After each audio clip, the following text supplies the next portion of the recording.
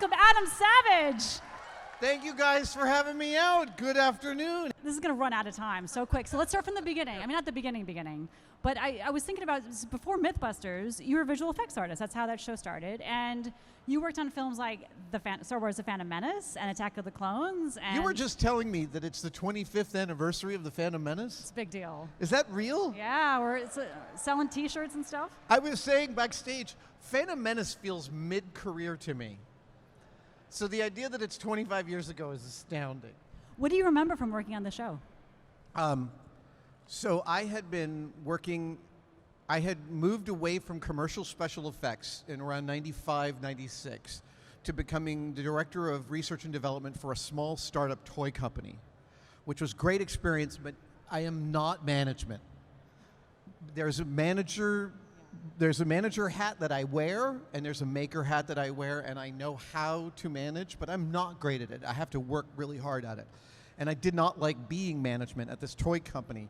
So when I left, I found my replacement, I trained him, and I left that company. It was like early 1998, spring of 98. And all of my friends were at ILM. They were all working on Phantom Menace because they were in the last 6 months push. So there was 220 model makers working full time. Wow. Yeah.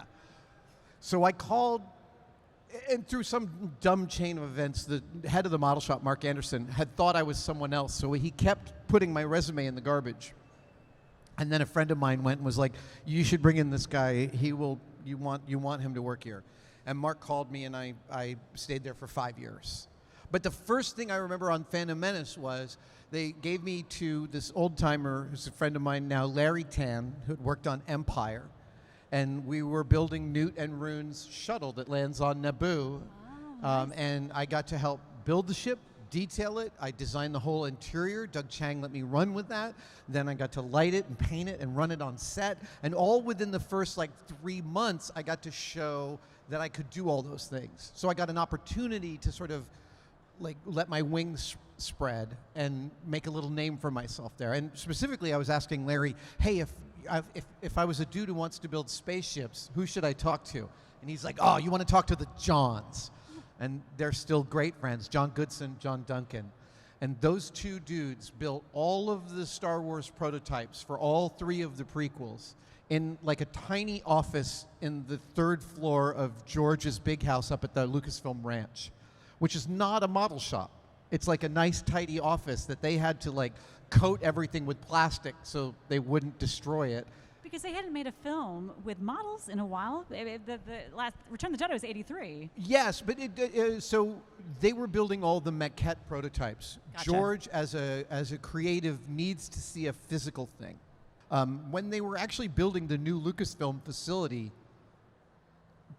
and they were choosing a window treatment for stone and wood and all the things, George had them build 3 full building sides, 15 feet wide by 30 feet tall, with 2 sets of windows in them, so he could get out of a car and walk over and look at it and go, yeah, that one, and then get back in his car and go away. It's an outstanding But George at the Lucas same impression. time, that's kind of like, if you can afford to do that, why wouldn't you, right? Wow. And I know we're going to talk about Mythbusters soon, but I got to ask you about Galaxy Quest too, as long as you're talking about, right? Galaxy Quest. You've said before that is that your favorite film that you've worked on? It's my favorite film I worked on. Look, when you work in the film industry, it's all turd polishing. Oh. You're always putting your heart and soul into something that someone else doesn't care about or that won't get its full due on screen, but you work really hard to do your part of it really well. Galaxy Quest was the standout. I think I was working on Space Cowboys, and Galaxy Quest was in full swing, and there was a lot of model work in Galaxy Quest. They had to build not only the Thermian replica of the Galaxy Quest ship, but they had to build the old shitty 70s TV show version of it. So it was really funny for the model makers to build a model badly. Was it fun? Oh. Oh yeah. Did Yeah. you know what? Had you seen that? Did you know what you guys were working on? How No, brilliant it was? We understood the premise, but you never know. You never know. I worked on AI, the AI, artificial intelligence, and I had been following the course of AI since the early 90s when I heard that Stanley Kubrick was thinking about a film that took place in a submerged New York City. And then when he died, I heard that the baton got passed. This is all before I worked at Lucasfilm. And then I got to Lucasfilm and I heard we might get AI. And I worked on it for 8 months. I did some of the best things I've ever built. And I was thinking we're making the next Blade Runner. And we weren't. Yeah. No. So you never can know how good the thing is going to be when you're working inside of it. Okay, Mythbusters. Okay. All right. So you're a special effects artist, and Jamie comes to you to wants to do a science show. Was it pitched as a science show? No. What was That's a the great pitch? question. No. So I worked in special effects, but primarily I think the better way to couch it is I am a freelancer. Yes. And freelancing is a very specific mindset. It's not easy, but like if it's your bent, it's the best way to for me, it's the best way to go about life. So as a freelancer, everything's always what's next, and there's no such thing as a former professional relationship. So back then, the early aughts, I had young children. I had been working in special effects. I was working on the Matrix sequels at the time. Sorry about those. But I kept in touch with every employer I'd ever worked with. So whenever work was slow, I would call somebody up and go take them out to lunch, find out what the landscape is. And that's maintaining those old relationships was really important. So I would see Jamie about once a year, even though I had no more interest in working for him. That was an important colleague. So yeah, in April of '02, he calls and says, "This Discovery Channel wants a show, and I don't think I could host a show on my own." At any rate, Jamie called me and said, would you like to come in and shoot a demo reel? Maybe we could shoot a demo reel and send it to them. They want a demo reel. We don't know what a demo reel is. But I had spent that spring teaching myself the rudiments of digital filmmaking because I'd done a lucrative job that allowed me to buy my first computer, my first new computer to me. Not just new to me, but new from the box. It wasn't a rebuild or anything. Yeah, no, this is the first time I could afford a full computer. And I bought it because it had FireWire out and I could buy a Sony camera and start editing. And so I came into Jamie's shop the next morning with a laptop and a camera, and we shot for 2 hours. And I came home, and I remember specifically thinking as I was digitizing his footage, Jamie is way more compelling on camera than I find him in person. Like, I can't stand to hear him talk. But on this frame, this is what it means that the camera loves you. Yeah. And if the camera doesn't love you, it doesn't mean you can't get the camera to love you. You can, but some people just don't give a crap that it's there, and that's inherently compelling.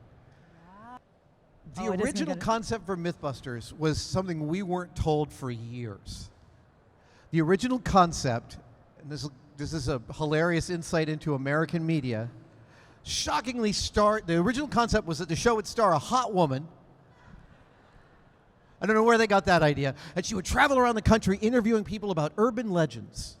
And whenever they said something that was like a testable claim, she would call her guys back at the shop and they would test it by building stuff. So this was the original concept that apparently they were trying to cast for a couple of years. They were calling everyone they knew who'd ever owned a shop or had been around a shop. And then when they saw our demo reel, apparently, they were like, maybe we don't need this hot chick. Maybe these two ambiguously gay weirdos from San Francisco might be interesting in and of themselves. And so they came and they told us, just spend 15 minutes talking through how you might execute a story. And in that 15 minutes, we talked about Lawn Chair Larry, who famously attached a bunch of helium balloons to his lawn chair in Los Angeles, rose apparently to almost 16,000 feet. This is all true. He brought a BB gun so he could shoot the balloons and lower himself down, but once he was at altitude, he was disinclined to start shooting balloons.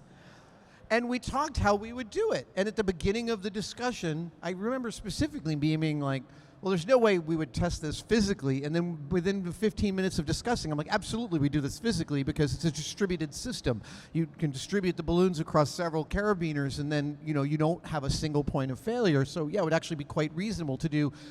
And then they sort of structured the show off of that demo reel. plausible. The whole idea of plausible is simply because the scientist in me can never say that's 100% true. You can't rule it out, right? Yeah, so my joke was my wife would be like, can you fix the sink? And I'd be like, it's plausible.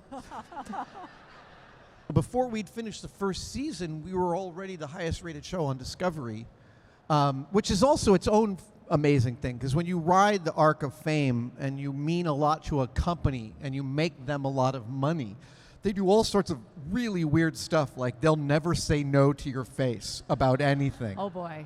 It's hilarious. They constitutionally can't say no to a star who's making them money. You understand why it's like, you give some 18-year-old all the money and all the power and they become Caligula. What was the most expensive myth? Without a doubt, the most expensive one was Rocket Car, because we did it 3 separate times. Discovery was a fantastic partner in that regard. Each time we wanted to do the Rocket Car, it was, on average, our spending budget was about $40,000 per episode, I think, that we got to spend on the expendables. But doing Rocket Car a second time was like $100,000. So we call up Discovery and we're like, we're going to go back to the desert. We got to cut this container in half, and they would find that dough. They were like, it's their business, right? If we tell them we're going to do something really spectacular, they're like, great, we'd love to pay for that. And then, they gave us $100,000 to do this, and the $100,000 was enough. How do I say this? We could buy a rocket, and you could buy the rocket that was powerful enough and burned for long enough, and it had 2 costs. For $5,000, you could get one that they just made but didn't test. And for $10,000, you could get one where they made 2 of them and fired one so you were reasonably sure the other one would work. And guess which one we bought?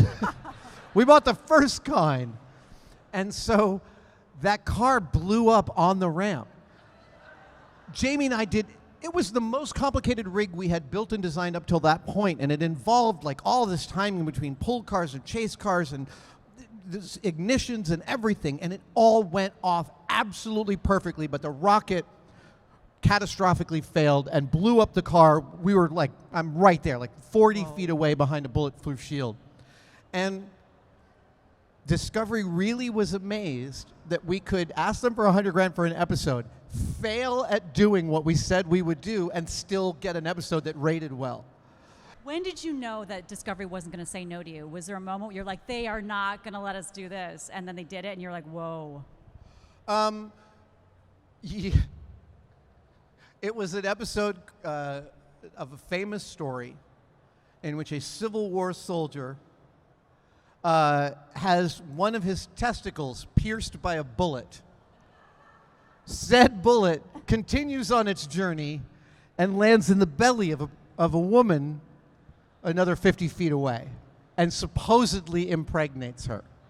What? The episode was called Son of a Gun. And Discovery was like, okay, you can do this one, but you cannot say the word sperm. That's the problem they had. That was yes, okay. That was the problem they had. We had to say genetic legacy, which we said in exactly that way every single time. Genetic legacy. Gina McCarthy was running Discovery at that time, and I actually just spoke to her a few months ago because she's still producing television, still wonderful.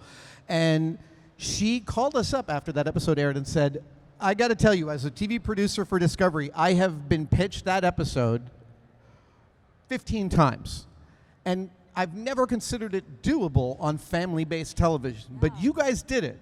So now I want to ask you, she said, is there an episode that you wouldn't consider bringing to us? Because we will do it. And I said, yes, I want to do a whole episode about farts. And they were like, done. They said yes. Yes. Yeah. And then we said, what restrictions do you have? And they said, you can't say the word fart on television. Now you can. But back then, it literally was it was like adjacent to the 7 dirty words. No one would say fart on network television. And so then, of course, there was other euphemisms for fart, but often the euphemisms would refer to other things. So my favorite euphemism, they wouldn't let me use, Chanel number 2.